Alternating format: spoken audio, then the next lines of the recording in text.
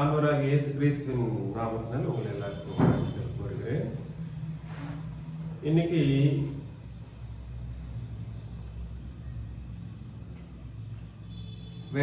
வேதாகமத்தை நம்ம எப்படி பிரித்து படிக்கணும் என்ற ஒரு முக்கியமான விஷயத்தை நம்ம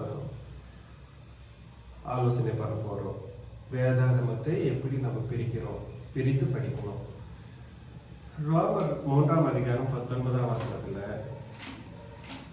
ரோமர் எழுதின நிருபம் 3ஆம் அதிகாரம் 19ஆம் வசனம். மேலும் வாய்கள் யாவும் அடைக்கப்படும்படிக்கும் உலகத்தார் யாவரும் தேவனுடைய ஆக்கினை தீர்ப்புக்கு ஏதுவானவர்கள் ஆகும்படிக்கும் நியாயப்பிரமாணம் சொல்லுகிறதெல்லாம் நியாயப்பிரமாணத்துக்கு உட்பட்டவர்களுக்கே சொல்லுகிறது என்று அறிந்திருக்கிறோம். நியாயப்பிரமாணம் கொடுக்கப்பட்ட எல்லா ஆக்கினைகளையும் யாருக்கு உட்பட்டு மட்டும்தான் நம்ம இருக்குதுன்னு நம்ம யோசனை பண்ணணும். நியாயப்பிரமாணத்துக்கு உட்பட்டவர்களுக்கு நியாயப்பிரமாணத்தை யாருக்கு கொடுக்கப்பட்டதோ அந்த நியாயப்பிரமாணத்துக்கு உட்பட்டவர்களுக்கு மட்டும்தான் நம்ம அதை அப்ளை பண்ணிட்டு நம்ம படிக்கணும்.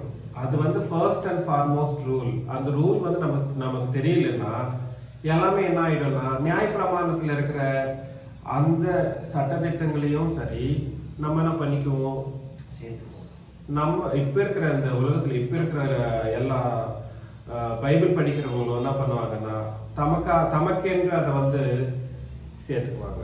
ஸோ அது ரொம்ப ரொம்ப தப்பு. ஃபர்ஸ்ட் ரூல் என்ன சொல்லுங்க? நியாயப்பிரமாணம் சொல்லுகிறதெல்லாம் நியாயப்பிரமாணத்துக்கு உட்பட்டவர்களுக்கே சொல்லுகிறது என்று. நியாயப்பிரமாணம் சொல்லுவதெல்லாம்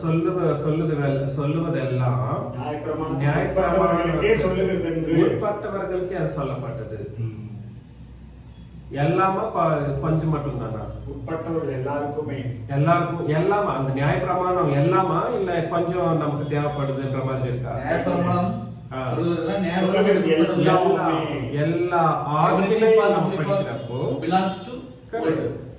எல்லா ஆக்கினைகளையும் நம்ம படிக்கிறப்போ நியாயப்பிரமாணம்ன்றது எங்க இருந்து எது வரைக்கும் இத்தனை வரைக்கும்னு பார்த்தா நம்ம எக்ஸோடஸ் 19th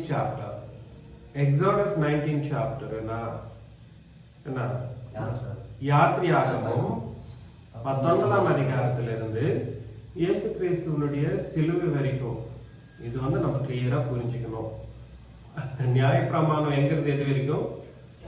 யாத்திரையாகமும் 19ஆம் அதிகாரத்திலிருந்து கிறிஸ்துவின் சிலுவை மரணம் வரைக்கும். அப்படின்னா கிறிஸ்துவின் சிலுவை மரணம்ன்றது மத்தேயு 27ஆம் அதிகாரம், மார்க் 15, லூக்கா 23, யோவான் 19. இது உங்களுக்கு தெரிஞ்சிருக்கலாம். மத்தேயு 27, மார்க் 15, லூக்கா 23, யோவான் 19. அது வரைக்கும் கூட சரி. என்னவா நம்ம யோசனை பண்ணணும்னா நியாயப்பிரமாணம் அங்க சொல்லப்பட்ட எல்லாமே சரி. அது நமக்கென்ற ஒரு ஆக்கினைகளைய அதுல எந்த ஒரு ஆக்கினையும் நமக்கென்று ஒரு ஆக்கினையாக எடுத்துக்கிறதுக்கு வாய்ப்பே இல்லைன்றத தேவனுடைய வசனம் கண்டிப்பாக நமக்கு போறது. புரியுதுங்களா? அது என்ன மத்தேயு, மார்க், லூக்கா, யோவான்ல ஏசானவரை உபதேசித்த அந்த போதனை நம்ம புதிய ஏற்பாடுன்னு யோசனை பண்ணக்கூடாதான்னா எஸ், புதிய ஏற்பாடு நம்ம யோசனை பண்ணவே கூடாது. புதிய ஏற்பாடுன்னு நம்ம யோசனை பண்றதுக்கு சான்ஸே கிடையாதுன்றது நமக்கு தேவனுடைய வசனங்களை நம்ம படிக்கிறப்போ நமக்கு தெரிய வருது. அதனால நியாயப்பிரமாணத்தில் இருக்கிற ஆக்கினைகள், நியாயப்பிரமாணத்தின் ஆக்கினைகளிலிருந்து வந்த அந்த விசுவாசம், அதிலிருந்து வர நீதி, அதிலிருந்து வரக்கூடிய நீதியின் கிரியைகள் எதுவுமே கூட சரி நமக்கு உட்பட்டது கிடையாது. இந்த ஸ்டேட்மெண்ட் நம்ம புரிஞ்சுக்கணும். நான் ஒரு சீரியஸ் ஸ்டேட்மெண்ட் ஒன்று சொன்னேன். கிறிஸ்துவின் சபை கிடையாது. ஆக்சுவலி எல்லாரும் சொல்லிக்கிற மாதிரி அது கிறிஸ்துவின் சபை கிடையாது. புதிய ஏற்பாட்டின் சபை எதுவா இருக்குதோ அது மட்டும்தான் கிறிஸ்துவின் சபை. புதிய ஏற்பாட்டை 100% ஃபாலோ பண்ற எந்த சபையாகிலும் கிறிஸ்துவின் சபையா தான் இருக்கும். எல்லா சபையும் கிறிஸ்துவின் சபையா இருக்கிறதுக்கு வாய்ப்பு கிடையாது. பேர் வச்சுட்டா இல்ல கிறிஸ்துவின் சபை என்ற ஒரு உணர்ச்சியில வந்து உட்கார்ந்துட்டு நாங்க கிறிஸ்துவின் சபைன்னு உணர்ச்சி பட்டாலும் அது வந்து கிடையாது. ஒரு கிறிஸ்துவின் சபைன்னு சொல்லக்கூடிய அந்த ஒரு ரூல் எப்போ ஆகுதுன்னா கண்டிப்பாக அது புதிய ஏற்பாட்டின் சட்டத்திட்டத்தை ஃபாலோ பண்ணணும். இன்னைக்கு நான் நிறைய பேர்கிட்ட டிபேட் பண்றது, என்ன பத்தி நிறைய பேர் பேசுறது, அதெல்லாம் வந்து எதுக்காகன்னா அவங்க எல்லாரும் சொல்லக்கூடிய விஷயம் என்னன்னா, ஆக்கினைகள் 10 ஆக்கினைகள் கொடுக்கப்பட்டது நியாயப்பிரமாணத்துல, அது மட்டும் தான் நமக்கு தேவை கிடையாது. எப்படி 10 ஆக்கினைகள் கொடுக்கப்பட்டது, அந்த ஆக்கினைகள் மட்டும் தான் நம்ம ஃபாலோ பண்ணக்கூடாதுன்ற மாதிரியும், அந்த ஆக்கினைகளுக்கு அப்புறமா பாவ மன்னிப்புக்காக தேவனானவர் கொடுத்த அந்த இன்னும் கொஞ்சம் ஆக்கினைகள் இருக்குது இல்லைங்களா? அர்ப்பணையின் கட்டளைகள். இப்போ ஒரு பாவம் பண்ணா இந்த ஜந்துவை எடுத்து வந்து இந்த எந்த ஸ்லாட்டரிங்ஸ் எல்லாம் வந்து நடக்கும், அது வந்து அந்த ரத்தத்தை எடுத்துட்டு போயிட்டு தெளிச்சா வந்து பாவ மன்னிப்பாக இருக்கிற அந்த கிரியலின் அர்ப்பணைகள் ஏதாவது இருக்கோ அது எல்லாமே சரி நமக்கு கிடையாது. என்னென்ன சொல்றாங்க? ஆக்கினைகள் நமக்கு கிடையாது. இந்த அர்ப்பணைகளுக்கு உட்பட்ட பாவ மன்னிப்புக்கு உட்பட்ட தேவனுடைய சட்டத்திட்டங்கள் என்னவா இருக்கிறதோ பழைய பாட்டுல அதுவும் நமக்கு கிடையாதுன்ற மாதிரி, அந்த ரெண்டு மட்டும் தான் நமக்கு கிடையாது. மீதி எல்லாமே அப்படின்னா எங்கிறது? நியாயப்பிரமாணத்துல இருக்கிற மீதி இருக்கிற எல்லாமே நம்ம ஃபாலோ பண்ணலான்ற மாதிரி. புரியுதுங்களா நான் சொல்றது?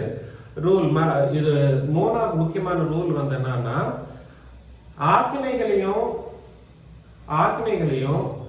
ஆக்கினைகளுக்கு உட்பட்ட அந்த ஸ்லாட்டரிங்ஸ் என்னன்றோம்,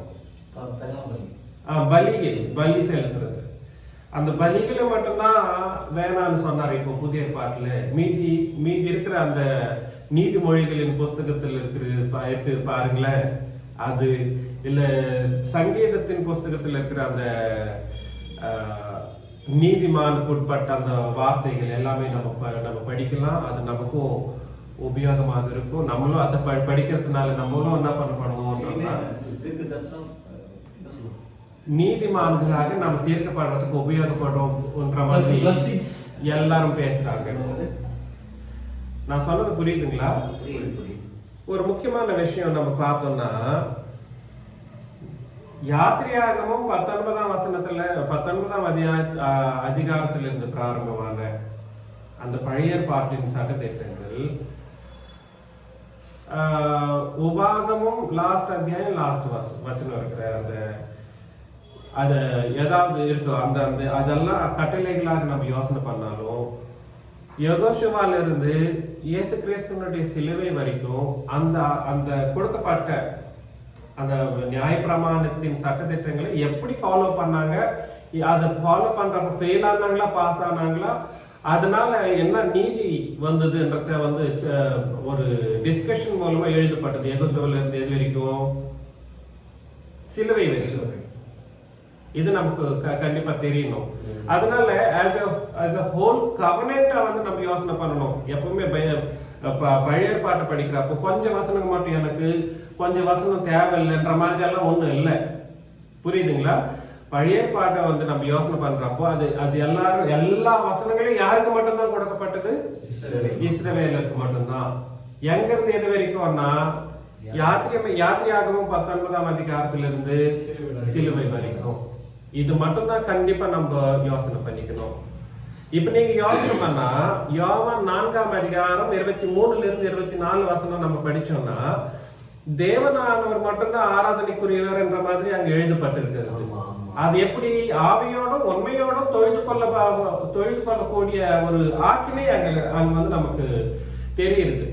இப்ப அது வந்து எந்த ஆக்கினையில் இருக்குது? அது புதிய பாட்டின் ஆக்கினையில் இருக்குதா, பழைய பாட்டின் ஆக்கியில் இருக்குதா? நியாயப்பிரமாணத்தின் ஆக்கினையில தான் அது இருக்கு. இப்ப எல்லாரும் கிறிஸ்துவ சபையில இருக்கிற எல்லாரும் சரி போர்ட்ல பட்டியா எழுதி வச்சிருப்பாங்க என்னன்னு ஆவியுடனும் தேவன் ஆவியா இருக்கிறார். தேவன் ஆவியா இருக்கிறார் ஆவியுடனும் இதுடனும் தொழுது அவரை தொழுது கொள்ளவர்கள் ஆவியோடும் உண்மையோடும் ஆவியோடும் உண்மையோடும் தொழுது கொள்ள கடவர்கள் என்ற மாதிரி ஒரு ஆக்கினையை வந்து இப்ப இருக்கிறவங்க வந்து கடைபிடிக்கிறதுக்கு சான்ஸ் இருக்கா? அதுதான் பண்ணிட்டு இருக்காங்க. இல்லவே இல்லை. அதான் ஃபெயில், டோட்டல் ஃபெயில். புரியுதுங்களா? அது இது எதுக்கு புரியலன்னா, எது வரைக்கும் ஏசாண்டவர் வந்து அந்த பழைய ஏற்பாட்டை வந்து நிறைவேற்றினாரோ அதை வந்து நம்மளால புரிஞ்சிக்காமயே என் மேல ஒரு நெகட்டிவிட்டிய வந்து கிரியேட் பண்ணிக்கிட்டு இருக்காங்க. என் மேல கிடையாது, தேவனுடைய மேலயும் ஏசாண்டருடைய மேலயும் நெகட்டிவிட்டி கிரியேட் பண்ணிட்டு இருக்காங்க. அவங்களே நரகத்துக்கு போயிட்டு இருப்பாங்க, நம்ம கிடையாது.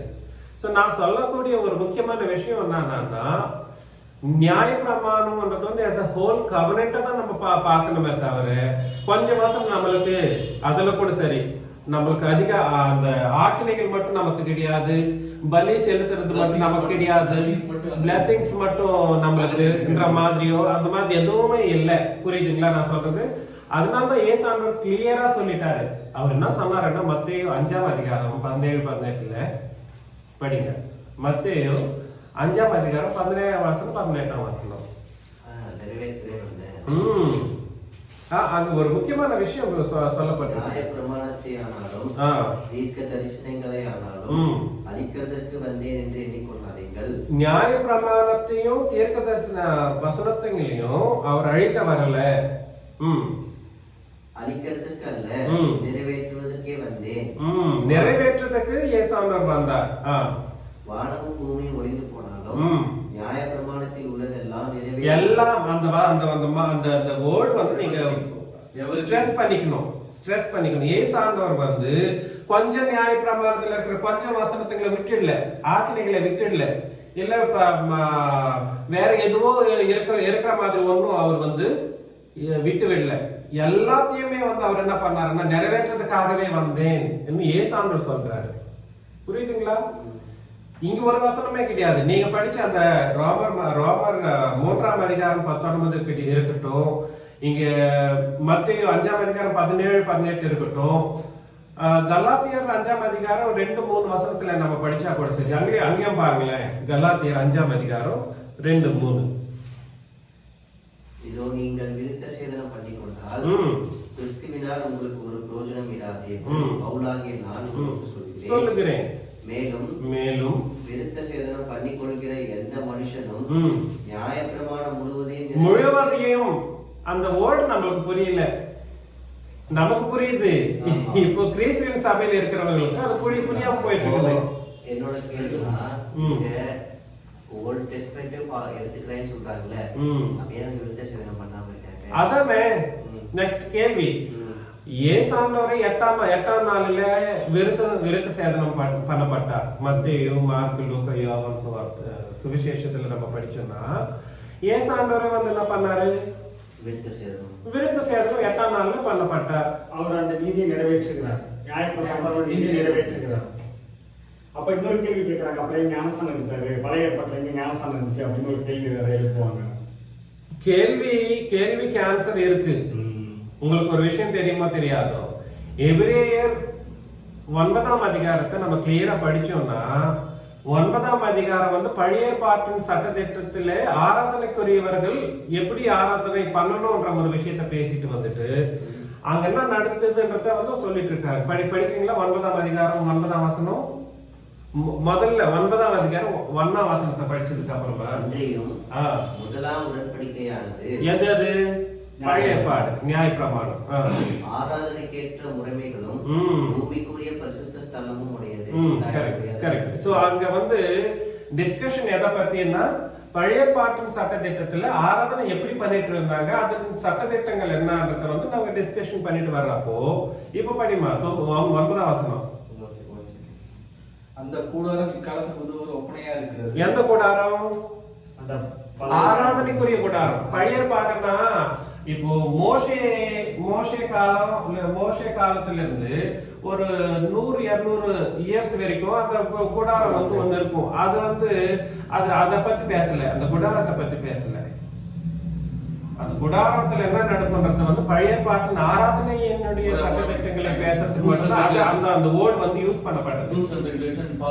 இப்போ சாலமோன் வந்தார். சாலமோன் என்ன பண்ணாரு? அந்த கூடாரத்தை வேணா நான் வந்து பில்டிங்கை கட்டுறேன்ற மாதிரி ஒரு நகையிலேயே வந்து கட்டிட்டாரு.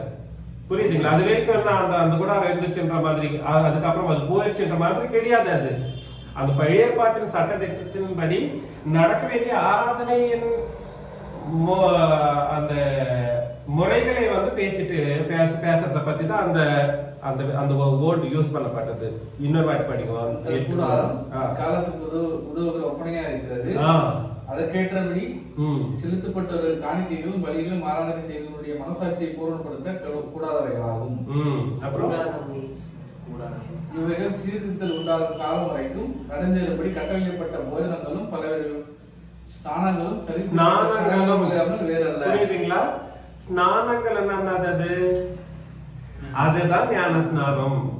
ஸ்நானங்கள்ன்றது வந்து பழைய பாட்டின் காலத்தில் மட்டும் கிடையாது. அதுக்கு முன்னாடி இருந்த காலத்திலயும் நோவா காலத்திலயும் அந்த ஸ்நானம்ன்றது வந்து ஸ்நானத்துக்கு ஒப்பான ஒரு ஞானஸ்தானம் நடந்தது. இப்ப இருக்கிற ஞானஸ்தானுக்கு ஒப்பாகப்பட்ட ஸ்நானம்ன்றது வந்து நடந்தது. ஏன் இல்ல? நோவா காலத்துல என்ன நடந்துச்சு? இப்ப 1 பேதுரு 3ஆம் அதிகாரம் 19-20 வசனம் அங்க இப்ப நடக்குது சொல்லியிருக்காரு. ஒப்பனையான ஸ்நானம் அங்க நடந்துச்சு. எப்பவுமே கூட சரி யோசனை பண்ணிக்கலாம். ஞானஸ்தானம்ன்றது வந்து நம்ம தெலுங்குல தமிழ்ல பேசுறோம். எப்படி? ஞானஸ்நானம்ன்றது வந்து தமிழ்ல பேசுறோம். பேப்டிஸ்மோன்ற ஒரு வேர்ட் வந்து கிரீக்கு. அந்த வேர்ட் முதன்முறையாக மத்தேயிலிருந்து எழுதப்பட்டதுன்றதுனால என்ன பண்றாங்கன்னா, எப்படி அந்த கிரீக்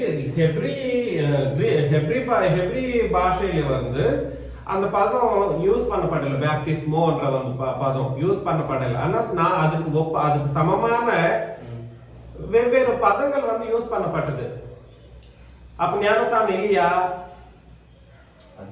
இல்லையா? இருக்கு. ஞானஸ்தானம்ன்றது வந்து பழைய ஏற்பாட்டுல எல்லாமே நடந்துச்சு. 1 கொரிந்தியர் 10ஆம் அதிகாரம் 3-4 வசனம் படிச்சா கூட சரி, என்ன நடந்துச்சாங்க? எல்லாரும் ஒரே போஜனத்தை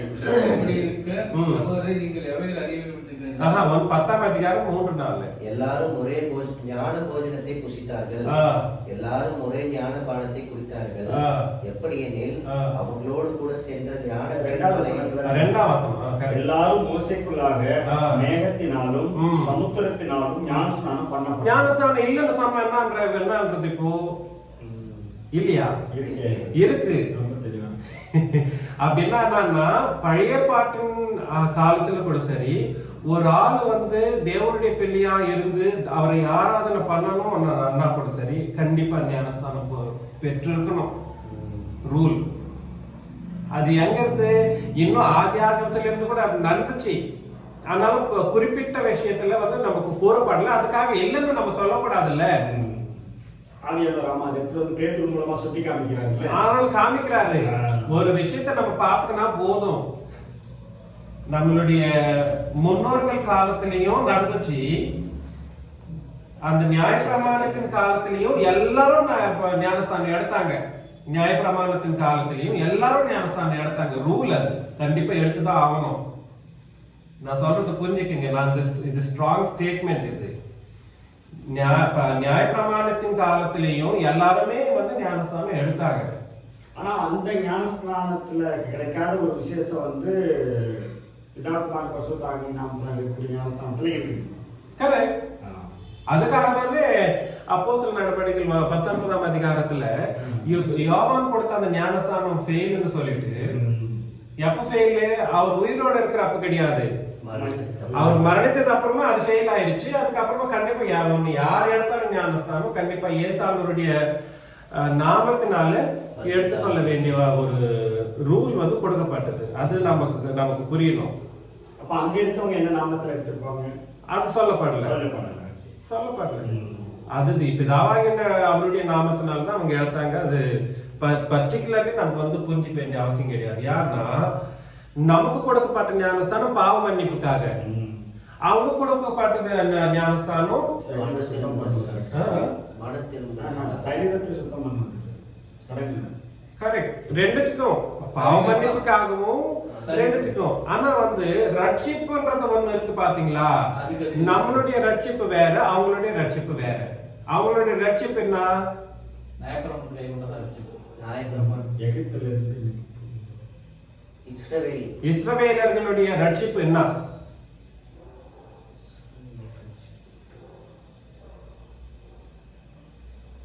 இஸ்ரவேலர்களுடைய ரட்சிப்பு. நமக்கு ரட்சிப்புக்காக நம்ம என்ன பண்ணணும்னா ஞானஸ்தானம் பெற்று ஆகணும். அதுவே நம்மளுடைய பாவ மன்னிப்பும் ரட்சிப்பும் பாவ மன்னிப்பும் ஒன்னே. ஆனா நமக்கு மட்டும்தான் அது எதுனால நடக்குதுன்னா ஞானஸ்தானத்தினால நடக்குது. அந்த ரூல் வந்து அவங்களுக்கு இல்ல. அவங்களுடைய ரட்சிப்பு வேற, பாவ மன்னிப்பு வேற.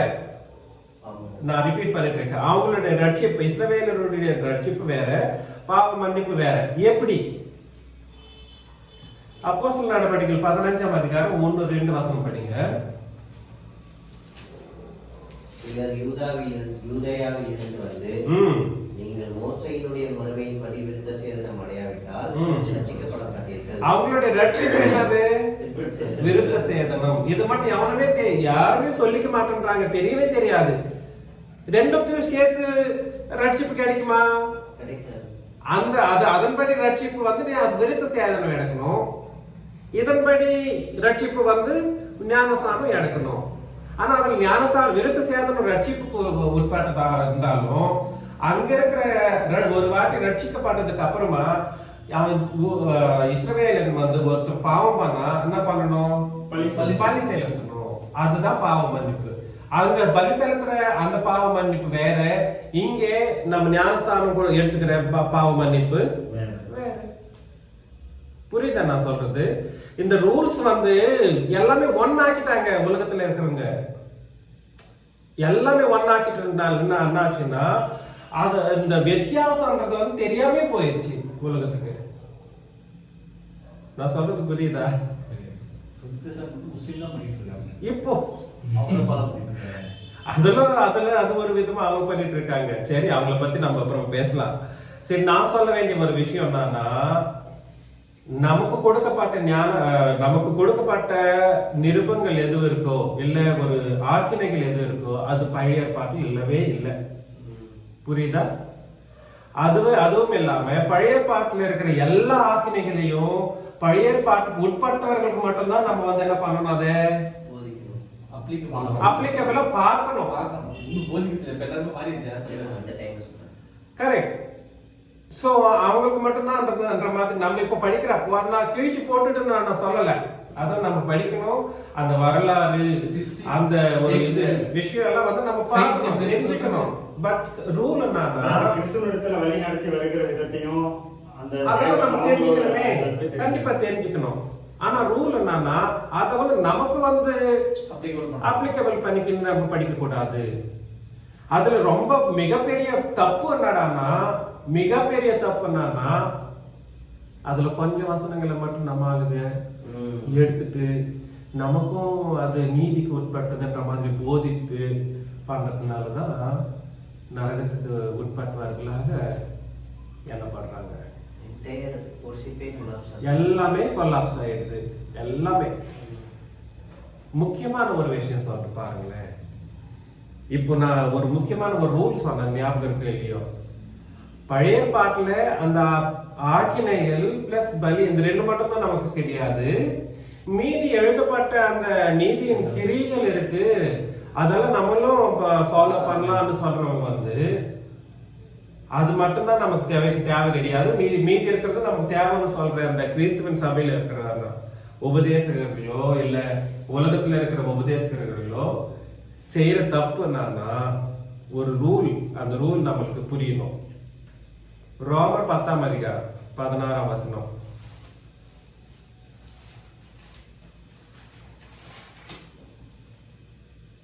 ஆனாலும் விசேஷத்துக்கு எல்லாரும் கீழ்ப்படியவில்லை. அதை குறித்து ஏசாயா கர்த்தாவே எங்கள் மூலமா கேள்விப்பட்டதை விசுவாசித்தவன் யார் என்று சொல்லுகிறான். அதனால் விசுவாசம் கேள்வினாலே வரும். எதனால வரும்? கேள்வி தேவனுடைய வசனத்தினாலே இத வந்து நான் லாஸ்ட் டைம் நம்ம சென்னையில அந்த கிளாஸ்ல நடத்துறப்போ ஒரு சகோதரர் உட்கார்ந்துட்டு கேள்வினால தான் விசுவாசம் வரும், கேள்வினால தான் விசுவாசம், கேள்வின்றது வந்து கேட்கிற கேள்வின்றத வந்து தெரிஞ்சுக்காம அவரு நான் கேள்வி கேட்கறதுனால மட்டும்தான் நீங்க சொல்றதுனால எனக்கு வந்து விசுவாசம்ன்றது வரும்ன்ற மாதிரி ஒரு தப்பான கருத்தை வந்து உருவாக்கினாரு. எப்படி கேள்வி கேட்கிற கொஸ்டின் அது கிடையாது, அது கேட்கறது ஹியரிங். இங்கிலீஷ்ல அப்படிதான் இருக்கு. அது ஹியரிங்க பத்தி தான் பேசிட்டு இருக்கு. கேள்வி கேட்டு எனக்கு விசுவாசம் வரும்ன்ற மாதிரி நான் எல்லா கொஸ்டினுக்கும் நீங்க ஆன்சர் சொன்னாதான் எனக்கு விசுவாசம் வரும் என்ற மாதிரி ஒரு தப்பான ஒரு கருத்தை விசுவாசம் எந்த விசுவாசம் கேட்க அப்படி இல்லடா. ஹியரிங் இஸ் கரெக்ட், பட் இந்த கேள்வின்றது கொஸ்டின் பண்றதை விட இப்ப நாங்க எனக்கு என்ன விசுவாசம் what my today. But rule என்னன்னா பிரதர், ஹியரிங் மூலமா தான் நீங்க வந்து விசுவாசத்தை வந்து கட்டிக்கணும். அந்த வசனத்துக்கு கீழே தெளிவா சொல்றாரு, இப்படி இருக்க அவர்கள் கேள்விப்படவில்லையா? கேள்விப்பட்டாங்க, ஆனாலும் அது வந்து கணக்கு இல்லாம விட்டுட்டாங்க. சரி, அவங்க யாருன்னா இஸ்ரவேலர்கள், அது 10ஆம் அதிகாரம் 1ஆம் வசனத்துல படிச்சு அது தெரியும். சரி, நான் சொல்ல வேண்டிய ஒரு விஷயம் என்னன்னா, இப்போ கேள்வினால என்ன வரும்? விசுவாசம் வரும். கேள்வினால என்ன வரும்? விசுவாசம் வரும். இப்ப நீங்க பலி சேலத்துலப்பா சந்தோஷம் விட்டுட்டீங்க, அப்புறம் ஆக்கினைகளை நீங்க யாருமே வந்து நடத்தல, கட்டளைகள் எல்லாத்தையும் நீங்க என்ன பண்ணல, கை கொள்ளல, சந்தோஷம் தான். ஆனா நீ கேட்டுட்டு இருக்கிற கேள்வி, அந்த போதை என்னவா இருக்கு? போதனைகள், நியாயப்பிரமாண போதனைகளா இருக்குது. அப்போ என்ன மாதிரி ஒரு விசுவாசம் உங்கள உருவாகப்படும்? 90% ஓல்டு தான் எடுத்து பேசுவாங்க. நீ வந்து விசுவாசத்தை ஒரு மனுஷனில உருவாக்கணும்னு சொன்னா, விசுவாசத்தை அங்க கிளியரா சொல்லிட்டு இருக்காங்க. அங்க கிளியரா சொல்றாரு. என்ன சொல்றாரு? கேள்வினால விசுவாசம் வரும். அப்புறமா கேள்வி தேவனுடைய வசனத்தினாலே. எந்த தேவனுடைய வசனத்தினாலே? புது உடன்படிக்கையின் வசனத்தினாலே மட்டும்தான். தேவனுடைய வசனம் நான் கூட தெரியாம மனுஷர்கள் இன்னைக்கு பெரிய பெரிய உபதேசர்களாக, டீச்சர்களாக, கொலோசியர் 1ஆம் அதிகாரம் 25ஆம் வசனத்துல கிளியரன்ஸ் கொடுத்துறாங்க. தேவனுடைய வசனம்னா என்னன்றத வந்து கிளியரன்ஸ் அங்க கொடுத்துறாரு. 25 தலைமுறைகளுக்கும் மறைவாய் இருந்தது, இப்பொழுது அவருடைய பரிசுத்தவான்களுக்கு வெளியாக்கப்பட்ட ரகசியமாகிய தேவ வசனத்தை பூரண. பாத்தீங்களா? தேவனுடைய வசனம் எப்போ எப்படி இருந்துச்சா? ரகசியமாக. எது வரைக்கும்? எந்தெந்த காலத்துல? ஆதி காலம் முதல் கொண்டு. ஆதி காலம் என்னன்னா ஸ்டார்டிங்ல இருந்து தலைமுறை என்ன அந்த ஜெனரேஷன், இஸ்ரவேலர்கள் தலைமுறையா கூட சரி, நமக்கு கொடுக்கப்பட்ட அந்த ஒரு சபைக்கு கொடுக்கப்பட போகிற அந்த புதிய பாட்டின் வசனங்கள் ஏதாவது இருக்கோ, அதையே தேவனுடைய வாக்குன்ற மாதிரி அது வந்து எப்படியா இருந்துச்சா?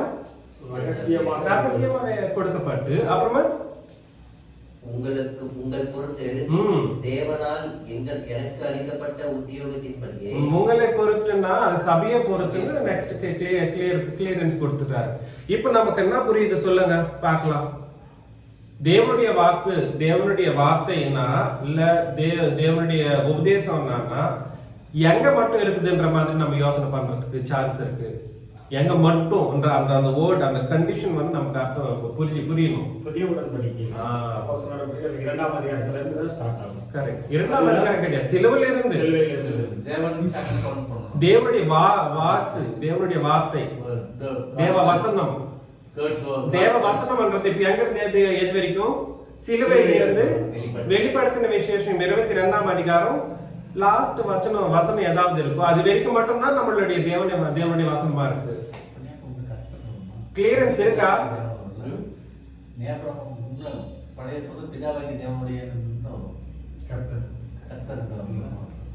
புரியுதா நான் சொல்றது? சபைக்கு கொடுக்கப்பட்டது மட்டும்தான் தேவனுடைய வசனம் இருக்கும். அது தேவனுடைய வசனம்னு நான் இல்லைன்னு நான் சொல்றதுக்கு எனக்கு தகுதி கிடையாது. பழைய ஏற்பாடும் தேவனுடைய வசனம். ஆனா அது யாருக்கு? இஸ்ரவேலருக்கு. அத கவர்னட்டா பார்க்கணும். உடன்படிக்கை சம்பந்தம். ஆமா, அவ்வளவுதான். அதாவது நமக்கு தேவனுடைய வசனமா நம்ம வந்து எடுத்துக்க கூடாது. எடுத்துக்க என்ன பண்ணணும்? விருத்த சேதனம் பண்ணணும், பலி செலுத்தணும், ஆராதனை பண்ணணும். இயேசுக்கு எருசலேம் போகணும் வருஷம். இயேசு கிறிஸ்து அங்க இல்ல, அந்த ஆராதனை பண்ணணும்னா இதெல்லாம் பண்ணணும். இல்ல, அந்த ஆராதனை பண்ணணும்னா இயேசு கிறிஸ்து நம்ம அங்கீகரிக்க முடியாது. எல்லாமே கொலாப்ஸ் ஆயிடுது. டோட்டலா. அதனால தேவனுடைய வசனம்ன்றது வந்து இப்ப கேள்விப்படுறதுனால விசுவாசம். எப்படி கேள்விப்படுறதுனால விசுவாசம்? விசுவாசத்தை எங்க இருந்து நம்ம எது வரைக்கும் படிச்சாதான் நம்மளுக்கு விசுவாசம் உருவாக்க வேண்டிய சூழ்நிலை நம்மளுக்கு தெரியுது. விசுவாசத்தை வெளிப்படுத்துகிறதே வந்து சிலுவைக்கு அப்புறம் தான் அந்த வசனத்தை வசனத்தை வெளிப்படுத்துறது. அதுலதான் இனி அந்த உடன்படிக்கை எடுத்ததுக்கு அப்புறம் அவங்களும் யூதர் அந்த இஸ்ரவேல் மக்களும் இந்த விசுவாசத்துக்குள்ளதான் விசுவாசம் இருக்கு, தேவ வசனம் இருக்கு, நாங்க எங்களுக்கு தேவனை பற்றி தெரியும் சொன்னாலும் செல்லாது. கரெக்ட். அதனாலதான் நான் சொல்ல வேண்டிய ஒரு விஷயம் என்னன்னா, புரிஞ்சுக்குங்க, பழைய பாட்டை உபதேசித்து நீ வந்து ஒரு மனுஷனையில விசுவாசத்தை நீ உருவாக்குன அது வந்து சரியான விசுவாசம் கிடையவே கிடையாது.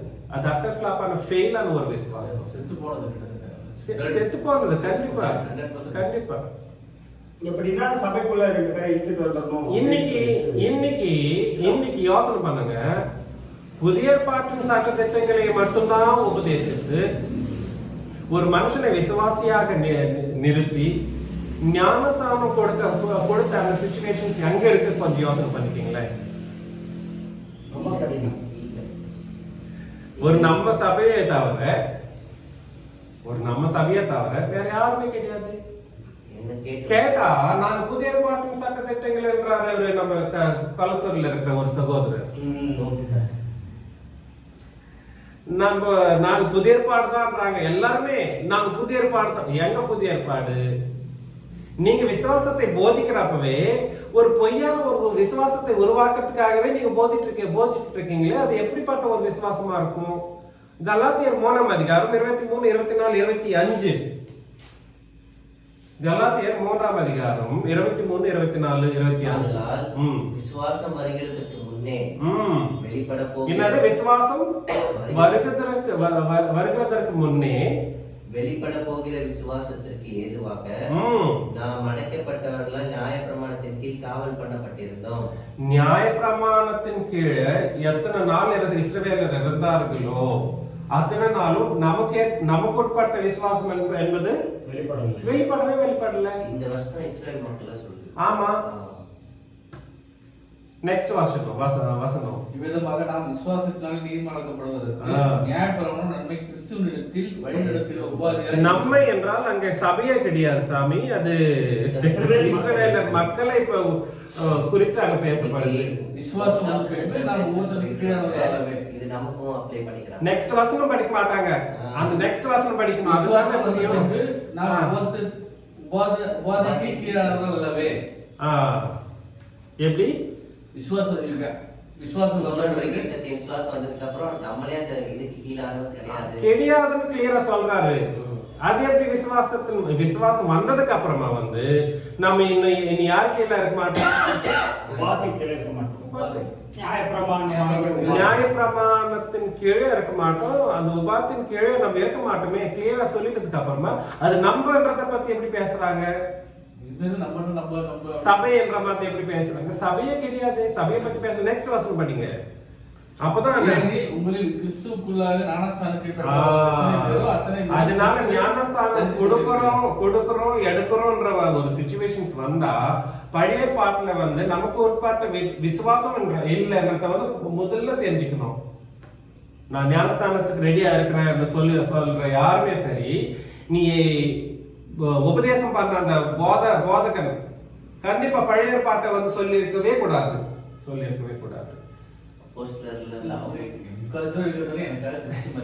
முக்காவாசி பேர் கிடையாது.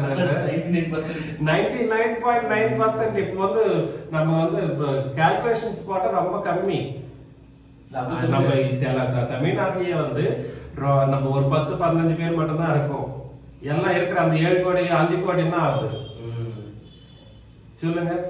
திருப்பி அதுல வந்து நிறைய பேர் கிறிஸ்டியானிட்டியில இருக்காங்க. அவங்க எல்லாம் கூட என்ன பண்ணிட்டு இருக்காங்கன்னா விசுவாசத்தையே குலைச்சிட்டு நமக்கு இருக்க வேண்டிய விசுவாசத்தை குலைச்சிட்டு எதுவோ ஒன்ன வந்து யோசனை பண்ணிட்டு போயிட்டு இருக்காங்க.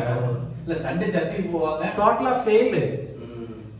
இல்ல கிறிஸ்துவின் சபையில பேர் வச்சுக்கிறவங்களுக்கு இது புரிஞ்சுதான்னா அதுவும் புரியும், இதுவும் புரியும் போயிடுச்சு. நம்மளுடைய விசுவாசம் புதிய ஏற்பாட்டில் மட்டும்தான் வெளிப்படுத்தப்பட்டது. பழைய ஏற்பாட்டில் இருக்க பழைய ஏற்பாடு இருந்த வரைக்கும் கூட சரி இஸ்ரவேலர்களே எப்படி இருந்தார்களாம்? காவலில் வைக்கப்பட்டார்களாம். உனக்கு இங்க ஃப்ரீடம் கொடுக்குறாரு வாங்க யாருன்னு சொன்னா இங்க வேணாமா, அது அந்த காவல் அதுதான் தேவையா? காவல் இருக்கக்கூடிய அந்த ஒரு தேவைப்படாத ஒரு விஷயத்தை பத்தி விசுவாசத்தை வந்து அவங்க சொன்னாரு. ஜான்சன் சொல்லிட்டு ஒருத்தர் இருக்காரு, இந்த புது உடன்படிக்கைக்கு வந்து இந்த பழைய உடன்படிக்கை தான் கிளாஸ் மாதிரியா பாத்தீங்களா? இப்போ கிளியரா நமக்கு என்ன சொல்லுதுன்னா நம்ம என்ன யோசனை பண்ணிட்டு இருக்கிறோம்னா விசுவாசம் வந்து ஒரு மனுஷனில உருவாக்கப்படுறதுக்கு எந்த பிரமாணம் உபயோகப்படுத்த வேண்டியதா இருக்கு. பழைய விசுவாசத்தை பத்தி நம்ம யோசனை பண்றப்போ கண்டிப்பா பழைய ஏற்பாடு செல்லவே செல்லாதுன்றதுதான் நம்மளுக்கு தேவனுடைய வார்த்தை சொல்லுது. ஆல்ரெடி அவங்க அந்த பிரமாணத்துக்குள்ள இருக்கிறவங்க திரும்ப ஏன் விசுவாசிக்க சொல்றாங்க? அப்போஸ்தலர்கள் ஸ்டார்டிங் அதுதானே. அப்போ அவங்களுக்கு விசுவாசம் இருக்கு, தேவனை பத்தி தெரியும்ல, அவங்க கிட்ட தேவ வசனம் இருக்குல்ல. இன்னும் சொல்லப்பானா நாங்க ரட்சிக்கப்பட என்ன செய்யணும் மறுபடியும் கேட்கறாங்க. அப்போஸ்தலர் நடவடிக்கைகள் 2ஆம் அதிகாரம் 5ஆம் வசனத்துல படிங்க. அங்க உட்கார்ந்துட்டு இருந்தவங்க யாரு? அவங்க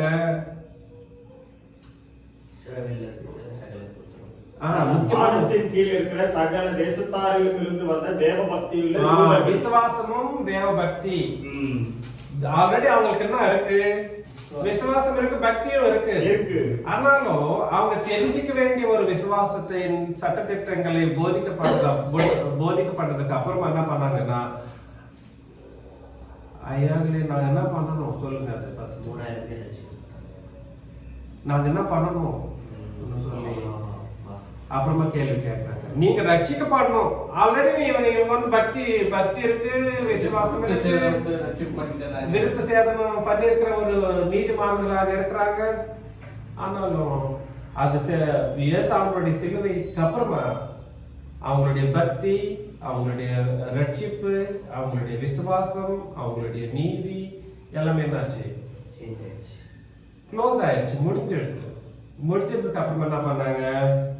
நீங்க கண்டிப்பா ரட்சிப்பு பெற்றுதான் ஆகணும்ன்ற மாதிரி ஆக்கினை பண்ணப்பட்டாங்க அப்போஸ்தலர்கள் மூலமா. அதுக்கப்புறமா தான் 3000 பேர் ஞானஸ்தானம் பெற்றுக்கொண்டு சபையிலே சேர்க்கப்பட்டார்கள். சபையிலே சேர்க்கப்பட்டார்கள்னா சபை எப்பவே அதுக்கு முன்னாடி இருக்க இல்லையா? நிறைய பேர் என்னன்றாங்கன்னா 3000 பேர் மூலமா தான் சபை உருவாக்கப்பட்டதுன்றாங்க. கிடையாது. அப்போஸ்தலர் 28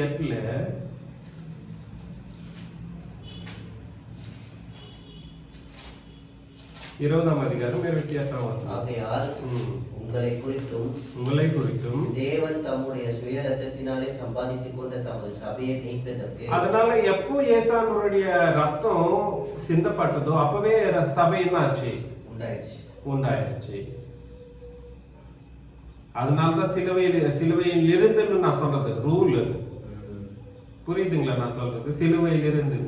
ஆனா அத வந்து அந்த சபையை வந்து எப்ப உருவாக்கப்பட்டதுன்னா 2ஆம் அதிகாரத்துல இருந்து ஸ்டார்ட் ஆச்சு. உண்டானது மட்டும் சிலுவையில, ஸ்டார்ட் ஆனது மட்டும் பிராரம்பிக்கப்பட்டது மட்டும் அப்போஸ்தலர் நடவடிக்கைகள் 2ஆம் அதிகாரத்துல. அந்த மரணத்துல இருந்து 9வது நாளா அப்படியெல்லாம் ஒண்ணும் இல்லை, அப்புறம் பேசலாம். உங்க சார் சொல்லிப்பாரு. சோ நான் சொல்ல வேண்டிய ஒரு விஷயம் என்னன்னா, இன்னைக்கு நம்ம கத்துக்கிற ஒரு விஷயம் என்னன்னா, நம்மளுடைய நிருபம் எதுவா இருக்கோ அதை நம்ம கண்டிப்பா கரெக்டா தெரிஞ்சுக்கணும். புரியுதுங்களா? அதனால நம்மளுடைய நிருபம் எங்க இருந்து ஸ்டார்ட் ஆச்சு? சிலுவையில் இருந்து இல்ல மரணத்திலிருந்து, இயேசு கிறிஸ்துவினுடைய மரணத்திலிருந்து. அது எங்க எது வரைக்கும் முடிக்கப்பட்டது? வெளிப்படுத்தின விசேஷம் 22ஆம் அதிகாரம் 28 லாஸ்ட் வசனம் வரைக்கும். 8வது வசனம் இருக்கு, 10வது வசனம் வரைக்கும். பழைய ஏற்பாடு எங்க இருந்து எது வரைக்கும்னா ஆதியாகமம் கிடையாது, யாத்திரையாகமம் 19ஆம் அதிகாரத்துல சிலுவை வரைக்கும். மத்த 27 மார்க் 15 23 யோவான். அது முன்னோர்கள் காலத்தில் இருக்கிற அந்த ஒரு பிதாக்களின் காலம். கரெக்ட். பிதாக்களின் காலத்துல கொடுக்கப்பட்ட, பிதாக்களுக்கு மட்டும்தான் கொடுக்கப்பட்ட ஒரு ரூல்ஸ். கேட்டா ஆபிரகாம் வந்து தேவனை விசுவாசித்தான், அது மூலமாகவே என்ன பண்ணா? நீதிமானாக தீர்க்கப்பட்டான். இப்போ ஒரு உலகத்துல இருக்கிற யாராலும் தேவனை விசுவாசித்து அவன் விசுவாசித்துட்டான் நீதிமான், ஆபிரகாம் மாதிரி நீதிமான் ஆக்கப்பட முடியுமா? முடியாது. இப்போ உலகத்துல இருக்கிறவங்க இருக்காங்க, நானும் தேவனை நான் விசுவாசிக்கிறேங்க ஐயா சொல்லிட்டு வந்தாங்க ஐயா, நான் விட்டுடுமா நீதிமானா? நீங்க நீதிமான் ஆயிட்டீங்க போங்க, முடியுமா அந்த ரூல்? சில பேர் அப்படி சொல்றாங்க. எதுக்கு இவ்வளவு? சரி, அப்படி சொல்றவங்க வந்து என்ன பண்ணணும்? அவங்க சொல்றாங்க, சொன்னேன் எதுக்கு இவ்வளோ போட்டு சொல்றீங்க? எங்களுக்கு ஆண்டவராகி இயேசு கிறிஸ்து விசுவாசித்தால் உன் பாவங்கள் மன்னிக்கப்படும், அவ்வளவுதான், அது போதும். அதெல்லாம் வந்து சும்மா பேசுறதுக்கு மட்டும் பேசிக்கலாம், பட் வசனம் வந்து நமக்கு அதை வந்து இது பண்ணாது. புரியுதுங்களா நான் சொல்றது? இன்னைக்கு நம்ம கத்துக்கணும், கேள்விப்படணும், மனம் திரும்பணும், ரட்சிக்கப்படணும், சபையில சேர்க்கப்படணும், சபையில இருந்து அவங்க இயேசு கிறிஸ்துவின் நாளுக்காக தங்களை தயார் பண்ணணும்.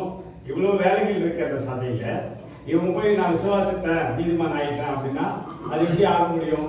அப்ப நீங்க எதையுமே அறிகிற அறிவுன்னு ஒண்ணு இருக்குல்ல, இயேசு கிறிஸ்துவ அறிவு. இப்ப நீங்க சொன்ன எல்லா விஷயத்தையும் சரி, புதிய ஏற்பாட்டின் சட்டம் பற்றி, சட்ட திட்டத்தின் பற்றி மட்டும்தான் அறிய முடியும், பண்ணணும். இப்ப கேட்கணும்னு சொல்லிட்டீங்க, கேட்கறது பழைய ஏற்பாடும் சேர்த்து கேட்டான்னா ஆகுது. இப்போ கேட்கறோம்னு சொல்றோம் நான் எல்லாம், அவங்க இப்ப கிறிஸ்துவின் சபையில இருக்கிறவங்க எல்லாருமே அதான் சொல்றாங்க. கேட்கிறப்போ உபதேசம் பண்றப்போ ரெண்டுத்தையும் சேர்த்து உபதேசம் பண்றப்போ விசுவாசம் ஃபெயில், அதன் மூலமா நடந்த ஞானஸ்தானம் ஃபெயில், நீ நடத்துற ஆராதனை ஃபெயில், தீர்ப்பு நியாய தீர்ப்பு ஃபெயில், எல்லாமே ஃபெயில்டு வேலை போயிட்டு இருக்கு உலகம். இதை மட்டும் நம்ம கண்டிப்பாக உறுதியாக நம்ம ஆலோசனை பண்ணிட்டு உலகத்தை அதன் மூலமா நம்ம ரட்சிக்க நம்ம எல்லாரும் கைகோர்த்து முன்னுக்கு போறதுக்கு உங்களை அழைத்து இயேசுவின் மூலமா இதை நான் முடிக்கிறேன். உங்களுக்கு வாழ்த்துக்கள்.